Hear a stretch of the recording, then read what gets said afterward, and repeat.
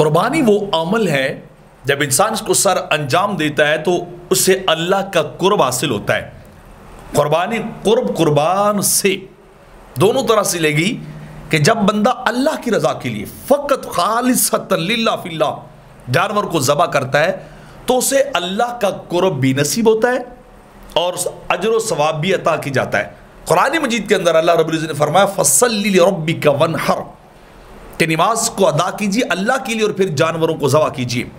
پھر جانور کے گلے پہ چھری پھیریے، لیکن کس کی ذات کے لیے؟ اللہ کے لیے، کیونکہ قرآن مجید کے اندر آتا ہے قُلْ إِنَّ صَلَاتِي وَنُسُكِي وَمَحْيَايَ وَمَمَاتِي لِلَّهِ رَبِّ الْعَالَمِينَ کہ میری نمازوں، میری قربانیوں اور میری زندگی اور میری حیات کا مقصد وحید صرف یہ ہے للہ، اللہ کے لیے۔ اللہ مجھ سے راضی ہو جائے، میں سجدے بھی اس لیے کرتا ہوں کہ مالک کائنات مجھ سے راضی ہو جائے، میں قربانیاں بھی اس لیے کرتا ہوں، جانور بھی اس لیے ذبح کرتا ہوں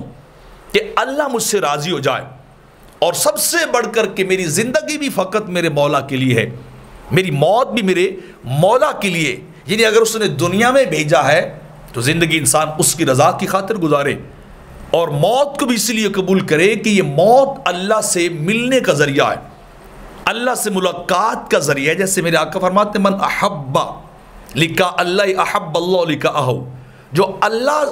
سے ملاقات کو پسند کرتا ہے اللہ اس سے ملاقات کو پسند کرتا ہے، اور جو اللہ سے ملاقات کو نہ پسند کرتا ہے کاری اللہ لکاہو، اللہ اس سے ملنا پسند نہیں کرتا۔ اگر شوق سے کوئی جائے، محبت سے جائے، اس کی رحمت انتظار کرتی میرا بندہ آ رہا ہے، اور کوئی ناپسند کرے دنیا سے دل لگا کر مولا کی ذات کو پس پشت ڈالے، اللہ بھی ایسے بندے سے ملنا پسند نہیں کرتا، وہ بھی کہتا ہے اس کو میری ذات سے دور رکھا جائے۔ لیکن جو اپنی زندگی کو اس کے نام پہ فدا کر دے، اس کے نام لگا دے، وقف کر دے، مال و دولت بھی قربان کرتا جائے، بندگی اور عبادت بھی کرتا جائے، ایک ایک قدم اس کی رضا میں اٹھائے، تو پھر اللہ منتظر ہوتا ہے اس بندے کا کہ بندہ میری محبت میں زندگی گزار کے آ رہا ہے اور اب چاہتا ہے کہ میں دنیا کو چھوڑ کر اپنے مولا سے ملوں، تو مولا بھی چاہتا ہے کہ میں اس بندے سے ملوں، میں اس سے ملاقات کروں۔ تو قربانی ہمارے لیے تقرب الی اللہ کا ذریعہ بھی ہے